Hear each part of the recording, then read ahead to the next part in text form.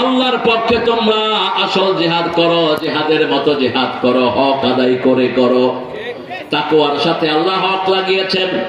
ইয়া আইয়ুহাল্লাযীনা আমানু তাকুল্লাহা হাক্কা তুকাতিহ, দুইটার আগে হক লাগিয়েছেন। হক কেন? হক এই জন্য আমরা অনেকেই জিহাদ করি কিন্তু হক আদায় করি না।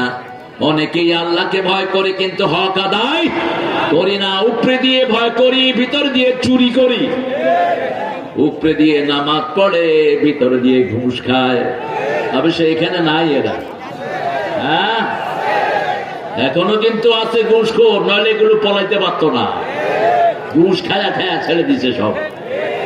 হ্যাঁ ওই পান্ডাদেরকে এনে দাও যারা আমাদের বিরুদ্ধে মিথ্যা মামলা দিয়েছে। লক্ষ লক্ষ গায়েবী মামলায় আমাদের ছেলে পেলেরা বাড়ি ছাড়া হয়েছে, ঠিক কিনা?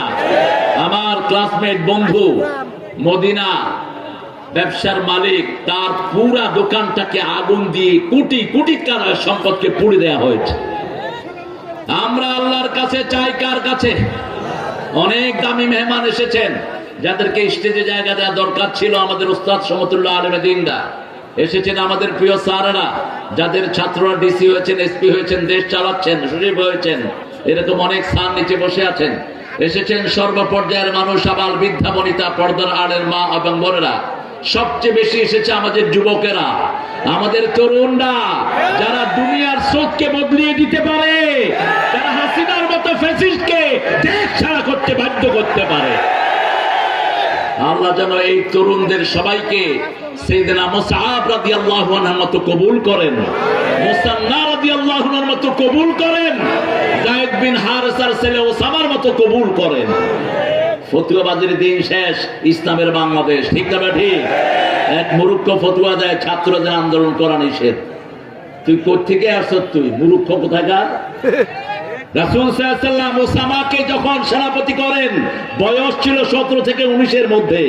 বড় বড় সাহাবীর সেনাপতি তাকে করে দেয়া হয়েছে। যোগ্যতা যার বেশি সে আগিয়ে আসবে, ঠিক না ঠিক? আল্লাহ আমাদের সবগুলো ছেলেকে যোগ্য হিসাবে কবুল করেন। মায়েরা এসেছেন আপনাদের চেয়ে বেশি, কিন্তু জানি না ভালো জায়গা হয়েছে কিনা। এখন পৃথিবীর কোন মাঠে কোরআনের জায়গা হয় না, এই বরকত আল্লাহ নিজে ঢেলে দিয়েছেন, ঠিক না ঠিক?